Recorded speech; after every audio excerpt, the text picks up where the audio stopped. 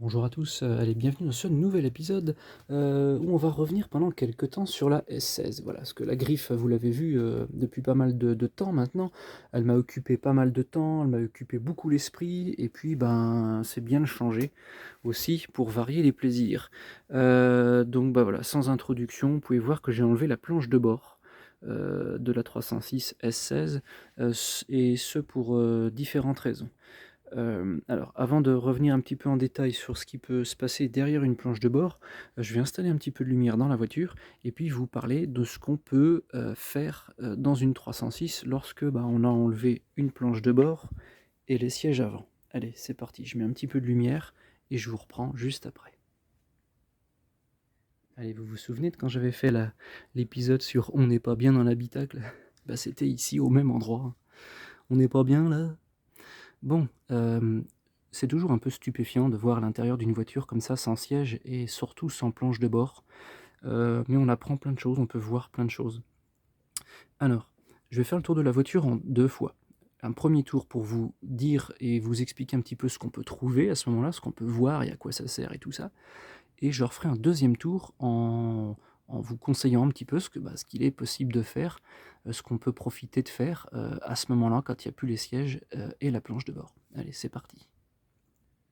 Allez, la première chose qu'on peut voir lorsqu'on rentre dans une 306 qui a plus de siège, c'est les prises qu'il y a sous les sièges. Alors, d'ordinaire, sous le siège de votre 306, enfin sous les sièges de votre 306, pour celles qui sont équipées d'airbags latéraux et de prétentionneurs de ceinture, vous devez avoir 2 prises orange, qui en général se cassent ou que les connexions se font mal, et puis du coup, bah, vous avez des voyants qui s'affichent au tableau de bord. Donc ce que je vous conseille de faire, plutôt que de faire comme les gros malins qui coupent les prises et puis qui soudent les fils d'ici et du siège entre eux, hein, ce qui est complètement con, parce que le jour où vous voulez enlever votre siège, bah, faut couper, et puis ou alors vous arrachez tout parce que vous aviez oublié que vous aviez soudé. Ce que je vous conseille de faire, c'est de mettre une seule prise comme ça. Donc il faut prendre une prise à 4 emplacements. Comme ça, bah, de 2, vous passez à une déjà. C'est plus simple, c'est plus propre, vous avez une seule prise, et puis voilà. Ça, c'est une masse, hein, ce petit fil jaune. Voilà. Donc ces prises-là, enfin cette prise-là, c'est une prise qui vient du monde poids lourd, hein, c'est mon papa qui me l'avait donné, on avait fait ça ensemble d'ailleurs. Mais si vous bossez pas dans le poids lourd, ou si vous n'avez pas accès à ce genre de prise, vous pouvez acheter ce genre de prise-là. On en trouve un peu partout, hein, sur internet, chez les marchands de pièces. Voilà. Donc il faut prendre une prise 4 voies, ça vaut entre 2 et 12 euros. Voilà. Donc faites votre choix, c'est très vaste. Et donc bah, après, bah, vous refaites vos connexions, et puis après c'est tout étanche et verrouillé, et puis ça bouge plus, c'est très propre. Voilà, faut vraiment pas se gêner de faire ce petit montage-là. Ça coûte pas très cher, puis ça vous évite bien des soucis, quoi. Voilà. Ensuite, qu'est-ce qu'on trouve par là? Hop là, je vais m'asseoir un peu. On retrouve ici le gros connecteur. Un petit peu de lumière, ça sera mieux. Voilà. On retrouve notre gros connecteur 96 voix. C'est ici que se fait la jonction, je vous l'avais dit l'autre fois quand je suis allé à la casse, c'est ici que se fait la jonction entre le faisceau qui est dans le compartiment moteur et le faisceau qui est dans l'habitacle. Donc c'est très important que cet environnement-là soit étanche, parce que juste derrière, eh ben, vous avez votre moteur d'essuie-glace. Voilà. Ensuite, ici, on a notre tirette de capot, hein, qui s'en va directement dans le compartiment moteur jusqu'à la serrure de capot. Ici, vous avez une vis qui est directement reliée au châssis. Cette vis-là, elle est très importante puisque c'est elle qui fixe les énormes fils verts de masse de votre faisceau de planche de bord. Donc c'est très important de ne pas oublier de bien la revisser, de bien visser ces fils de masse lorsqu'on remonte une planche de bord, parce que sinon, au premier coup de contact, ben, votre combiné d'instruments, il va faire sapin de Noël. Voilà, c'est très important d'être à la masse. Pour les gens, c'est moins cool, mais pour les faisceaux électriques, c'est primordial. Ensuite, ici on retrouve tout un tas de prises de faisceaux, donc capteurs de pluie, très certainement les portes, il y en a d'autres, je ne sais même pas où ils vont et à quoi ils servent, bon bref. Voilà, c'est peut-être même marqué dessus en fait, il y aurait juste à lire, bon bref. Ensuite, on retrouve cette grosse pièce là, qui sert à... Donc cette grosse pièce, elle est fixée sur le tablier avant, et cette pièce-là, elle sert à fixer la colonne de direction, qui est ici, enfin qui est voilà, ici, et le pédalier. Alors, cette pièce, elle a 2 gros défauts. Le premier, c'est qu'elle rouille. En soi, c'est pas très grave, puisque voilà, elle est cachée dans le tableau de bord, on la voit pas. Mais l'autre problème, c'est que ici, voilà, tout là où il y a ces trous un peu comme des pièces d'avion, là, il y a d'autres endroits aussi, c'est hyper tranchant. Mais quand je vous parle de tranchant, c'est quelque chose de propre et net. Et comme cette pièce est rouillée, bah voilà. Bon, j'espère que vos vaccins sont à jour, mais c'est vite fait de se blesser si on a à travailler un peu à mettre ses mains là-dedans, quoi. Donc je vous conseille fortement de mettre des gants lorsque vous allez travailler dans cet environnement-là. Voilà. Ensuite, ici on peut voir notre pédalier et on voit que notre pédale d'embrayage ici, elle est prédisposée à recevoir un capteur. Voilà. Je sais que ma 306 HDI, elle avait un capteur, je sais même pas à quoi il servait, mais la S16 n'en a pas. Voilà. Et ici, hop là, on peut voir deux emplacements aussi pour des capteurs. Alors le premier, celui de gauche, là où c'est un petit peu usé, là, c'est là où il y a le capteur blanc, la prise blanche, donc c'est le capteur qui sert à faire allumer vos feux stop à l'arrière. Et le deuxième emplacement, bah, il est prévu pour la régulation de vitesse, puisqu'il faut des contacteurs de sécurité. Donc il sert à ça, ce deuxième emplacement. Voilà. Et ça me sera très utile tout bientôt. La régulation de vitesse, je vous en reparlerai. Ensuite, ici, on retrouve notre bloc chauffage, hein, tout simplement. Donc c'est assez imposant, en fait, hein, un bloc chauffage. Donc avec clim auto, ça c'est un bloc chauffage avec clim automatique. Voilà. Il est un peu différent. À l'intérieur de ce truc-là, ici, vous avez le radiateur de chauffage dans lequel il y a du liquide de refroidissement qui passe. Voilà. Bon, après, là-dedans, c'est tout le labyrinthe, hein, du circuit d'air. Hein. C'est un peu compliqué là-dedans. J'en ai jamais ouvert. Je sais pas comment c'est dedans. Voilà. Et puis là-bas, tout à droite, on a le pulseur d'air. Voilà. Et l'air extérieur vient de cette trappe-là, là, ici, qui est actionnée par un petit moteur. Ça, c'est uniquement lorsque vous avez la clim auto. Quand vous n'avez pas la clim auto, c'est quand vous actionnez ce bouton de droite, et ben c'est un câble qui vient directement faire ouvrir cette grosse trappe blanche. Voilà. Ensuite, ici, on retrouve alors des fils qui normalement ne doivent pas être ici. Ces deux fils-là, ce sont les prises de siège chauffant qui normalement doivent atterrir ici. Mais comme j'ai la coudoir, ça c'est le support de la coudoir, en fait j'ai décidé de faire atterrir mes boutons de siège chauffant en bas de la console centrale. Voilà, j'ai décidé de me séparer de mon allume-cigare, ça m'est pas utile. Donc à la place, j'ai mis le bas d'une console phase 1 pour avoir 4 boutons. Voilà. Ensuite, qu'est-ce qu'on retrouve d'autre? Ici, on a tout le boîtier de gestion pour les airbags frontaux. Donc l'airbag du volant et l'airbag pour le passager. Voilà. Donc c'est ici, c'est à l'intérieur de ça que ça décide s'il faut faire péter ou pas. Ensuite, ici, on a le levier de vitesse qui a une petite particularité parce que sur S16, pour enclencher la marche arrière, il faut soulever un petit loquet. Et ce petit loquet, voilà, il actionne un câble hop là, qui part là-dedans et qui va jusqu'à la boîte de vitesse. Voilà. Hop là. Ensuite, ici, on a le frein à main, donc rien de compliqué. Je peux peut-être juste parler du capteur qui est ici. Donc c'est lui qui fait allumer et éteindre le petit voyant au tableau de bord. Donc quand vous rabaissez votre frein à main, hop, ça appuie sur le petit capteur et ça fait disparaître le voyant au tableau de bord. Voilà. Bon, écoutez, c'est tout. Je crois que j'ai fait le tour. Hein. Voilà, donc vous avez pu voir un petit peu tout ce qu'on peut trouver dans une 306 lorsqu'il n'y a plus de planche de bord et plus de siège. Voilà. Allez, je vais refaire le même petit tour maintenant en vous expliquant ce qu'on peut faire à ce moment-là lorsqu'il n'y a plus tout ça dans la voiture. Allez, c'est parti. Allez, qu'est-ce qu'on peut faire dans sa 306 lorsqu'il n'y a plus de siège et de tableau de bord?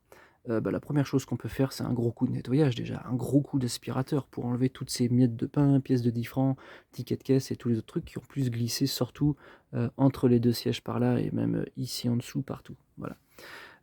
Vous pouvez faire une deuxième méthode, c'est-à-dire c'est que vous enlevez carrément les moquettes de la voiture. Vous les sortez de la voiture et vous les nettoyez à l'eau chaude, hein, vous plongez ça dans une baignoire avec du savon, une brosse et puis vous frottez quoi. Voilà. Je suis pas trop fan des aspirateurs, des injecteurs extracteurs là. Injecter un produit pour tout de suite derrière le réaspirer, pour moi ça vaut pas grand chose quoi. Ça enlève de la saleté mais ça ne vaut pas un vrai nettoyage sorti de la voiture avec de l'eau chaude, des savons, puis tremper pour vraiment faire sortir tout le jus, toute la crasse quoi. Voilà, c'est plus long, c'est un peu radical, mais ça vous assure vraiment d'un très bon résultat quoi. Voilà. Donc du coup, si vous nettoyez vos moquettes comme je vous le conseille, Donc pendant les 2-3 jours que ça va sécher, vous pouvez aussi faire autre chose. Donc dans un premier temps, vous pouvez déjà, si vous avez la chance d'avoir un compresseur, c'est de tout souffler ce secteur-là, de chiffonner ici, d'essuyer partout. Vous pouvez en fait enlever de la poussière, voilà. Et puis ce que vous pouvez faire aussi au niveau du bloc chauffage, c'est d'utiliser un écouvillon, comme ça pour nettoyer l'intérieur des bouteilles quand vous faites la vaisselle. Et avec ça, vous allez pouvoir aller dans tous les recoins comme ça, hyper loin. Regardez un peu jusqu'où j'arrive à l'emmener. Hop, ici, partout. Où c'est qu'il y a encore? Il y a là, comme ça, là. Hop, allez, hop là. Et puis vous tournez, et puis vous bougez, et puis machin. Puis une fois que vous avez fait ça, hop là, et ben vous remettez un grand coup de soufflette là, et vous allez voir toute la poussière qui va sortir de là-dedans. Voilà. Alors, ça garantit pas de pouvoir enlever la saleté partout dans les moindres recoins, mais bon, au moins, vous aurez pu enlever ce que vous avez pu avec ça. Voilà. Parce que dans tous ces conduits d'air comme ça, là, il y a toujours une sorte de puff là, qui vient se coller partout contre les tuyaux d'air là. Donc voilà, au moins ça peut vous assurer un petit peu plus de propreté là-dedans, et puis peut-être même enlever des odeurs, hein, qui sait, je ne sais pas. Voilà, donc moi j'ai fait ça partout, c'est tout propre dedans, le plus partout que j'ai pu aller, hop, souffler, j'ai même envoyé le tuyau de l'aspirateur là-dedans pour aller aspirer le plus de choses, quoi. Et puis voilà. Écoutez, c'est tout en fait, hein, ce qu'on peut faire en partie nettoyage, quoi, voilà. Gros nettoyage des moquettes, gros nettoyage de ce secteur-là, et puis voilà. Allez, je vais tourner la lumière, là, parce que sinon je vais être à contre-jour, puis je vais vous parler un petit peu des petites modifs qu'on peut faire dans ce secteur-là à l'arrière. Allez, je tourne la lumière et je vous reprends juste après. Allez, les 306 sont pas spécialement des voitures très très confortables, surtout au niveau de l'insonorisation. Lorsque vous soulevez l'assise de la banquette arrière de votre 306, vous allez tomber sur une sorte d'insonorisant qui ressemble un peu à ça, mais qui est de couleur jaune et qui est très fine, qui est nulle à chier en fait. Voilà. Ce que je vous conseille de faire, c'est de la remplacer. Vous la prenez, vous la balancez à la poubelle. Et ensuite, vous pouvez en fait utiliser ça, c'est de l'isolant qu'on trouve dans les magasins de bricolage. Alors je sais qu'on en trouve à Leroy Merlin et on en trouve à l'entrepôt du bricolage. Chez Bricomarché, on n'en trouve pas. Bricorama, j'en sais rien, j'y vais pas. Une grande plaque comme ça, là, ça vaut 5 €. Donc pour faire la voiture, il vous en faudra, je pense, 3 voire 4. Donc vous pouvez mettre cette espèce d'insonorisant, vous voyez un peu l'épaisseur du truc. Vous pouvez le disposer comme ça. Et vous pouvez encore, alors si je dis pas de bêtises, il faudra découper à peu près 1/3 de la largeur d'une, comme ça, que vous allez soigneusement rouler et bien enfiler, enfin glisser là-dessous. Parce qu'en fait, là-dessous, là, au bout de mes doigts, je suis dans le coffre. Et en fait, habituellement, tout cet endroit, il est plein de vide. Donc si on le comble par cet insonorisant-là, en fait, tous les bruits de roulement, tous les bruits d'air, tous les machins qui viennent du plancher au niveau du train arrière, tout ça, même le bruit de l'échappement, eh ben, ça va être stoppé par cet insonorisant. Voilà, ça c'est, si vous faites ça déjà, vous aurez une belle différence. Et si vous voulez aller encore un peu plus loin, lorsqu'en fait vous enlevez les plastiques de côté ici, vous retrouvez cette même défroque dégueulasse jaune, un peu en forme de, qui a la forme de ce plastique-là, là, qui est jeté là-bas dedans et puis qui finit souvent par se plier puis tomber comme une merde en bas de l'aile. Donc ça, pareil, vous pouvez le dégager et mettre un beau morceau comme ça que vous retaillez à la forme. Je vous ferai passer des photos, tiens, je crois que je l'avais pris en photo ce truc-là. Et vous mettez en fait ce gros insonorisant épais, voilà, en lieu et place de l'autre. Ce que je vous conseille de faire aussi, surtout, c'est de mettre un peu de joint butyl autour des clips de baguettes latérales. Parce que ça, c'est un environnement qui n'est pas 100% étanche. Donc vous pouvez le rendre étanche en mettant du joint butyl autour des 3 ou 4 clips blancs qui maintiennent la baguette latérale sur l'aile arrière. Voilà. Donc moi c'est ce que j'ai fait, et j'ai même recoupé encore des petits morceaux d'insonorisant pour faire des petits boudins bien propres que j'ai glissés encore ici et ici. Donc en fait à l'intérieur de ça, c'est complètement, c'est bien compacté en insonorisant. Alors ça fait des années que je fais ça. Certains doivent se dire wow, et tout, cela machin. Non, j'ai démonté régulièrement pour contrôler, voir si l'humidité s'était pas mis dedans, s'il n'y avait pas l'eau non plus. Et franchement, ça tient, ça marche, et n'ayez pas peur. Vous pouvez le faire, n'ayez pas peur. Voilà. Et donc lorsque vous avez fait ça, donc de l'insonorisant ici, plus encore en dessous là, plus 2 épaisseurs ici, bah alors là, une différence, c'est incroyable. Voilà, quand vous roulez comme ça dans votre voiture et que vous penchez un peu en arrière et vous glissez un peu l'oreille sur ce qui se passe à l'arrière, bah vous entendez plus rien. C'est incroyable, voilà. Donc je vous conseille vraiment de faire ça. Ça vous coûtera 20 balles, c'est tout. Et puis une après-midi pour démonter. Voilà. Bah écoutez, bah, dans la 306, je crois que j'ai fait le tour hein, maintenant. Je vais passer à l'établi, puis vous parler un petit peu du tableau de bord. C'est parti. Allez, vous vous doutez bien que j'ai pas enlevé la planche de bord juste pour vous faire un nouvel épisode. Non, c'était surtout pour reprendre un vieux projet que j'avais mis de côté sur la S16, qui est d'installer la régulation de vitesse. Alors, la régulation de vitesse, ça fait un paquet de fois maintenant que je l'évoque lors de mes épisodes, mais sans rentrer en détail. Donc rassurez-vous, je ferai des vidéos là-dessus, mais je tiens d'abord à ce que ça soit monté et fonctionnel sur la S16. Voilà. Si ça l'est et que ça marche, je récidiverai sur la griffe et là je vous ferai un épisode plus complet. Voilà. Donc avant de vous parler de la régulation, bah, je peux vous raconter un petit peu ce qu'on peut retrouver à l'arrière d'une planche de bord. Allez, c'est parti.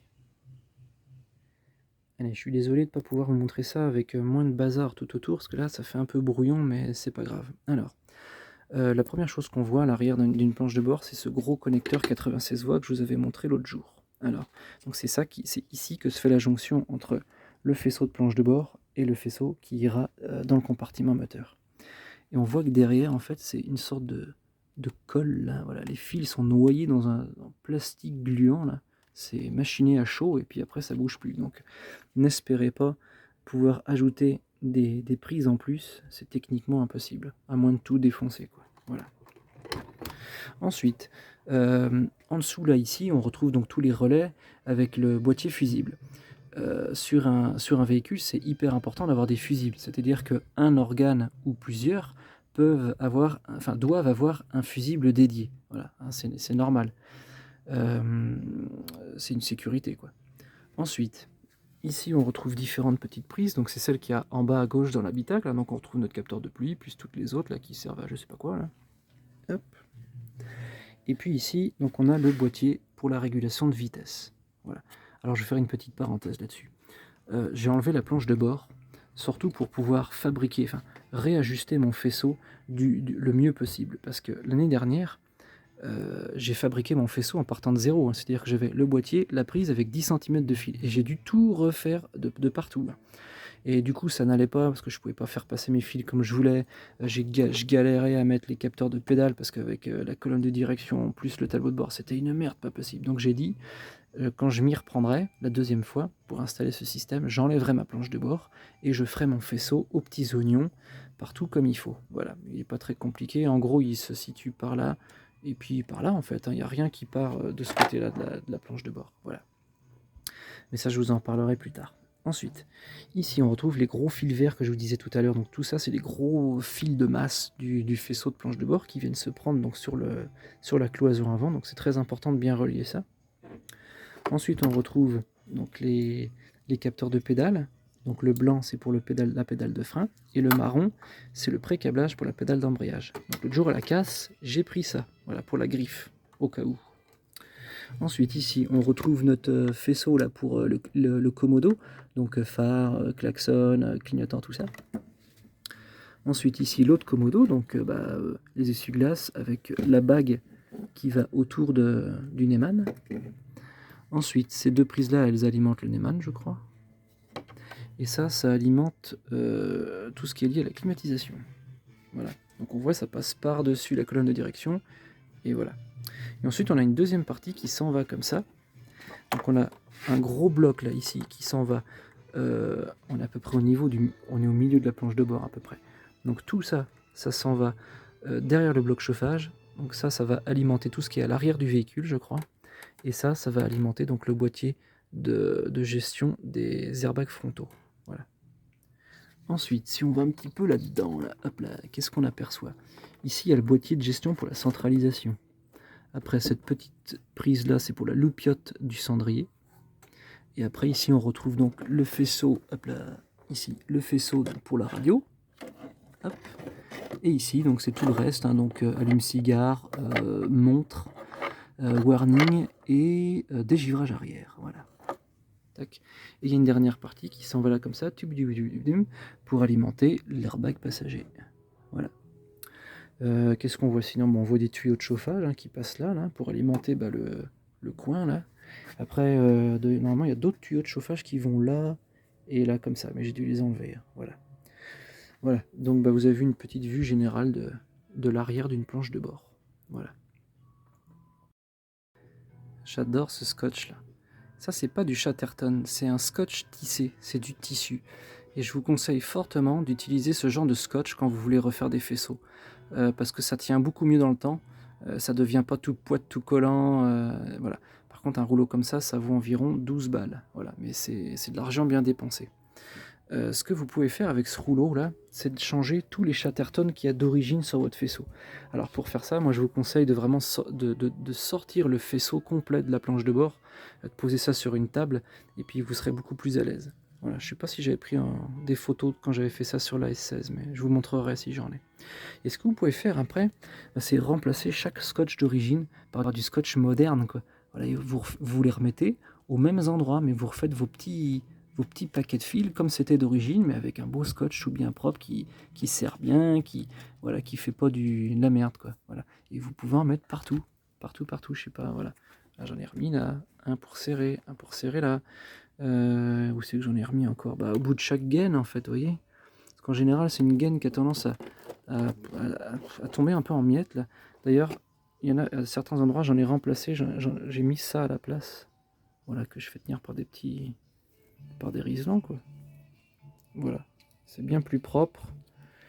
Et c'est bien plus propre, quoi. Voilà, entre ça, tout moisi, là, qui fait de la puff un peu, ou ça, voilà, c'est vite fait, quoi. Mais ça, j'arrive pas à en trouver tout le temps. Voilà ce que vous pouvez faire un petit peu sur un faisceau. Mais je vous conseille vraiment de le sortir de la planche de bord et vous serez bien plus à l'aise, quoi. Voilà. Allez, écoutez, je vous dis merci à tous. Merci pour vos j'aime, merci pour vos commentaires, merci pour vos abonnements.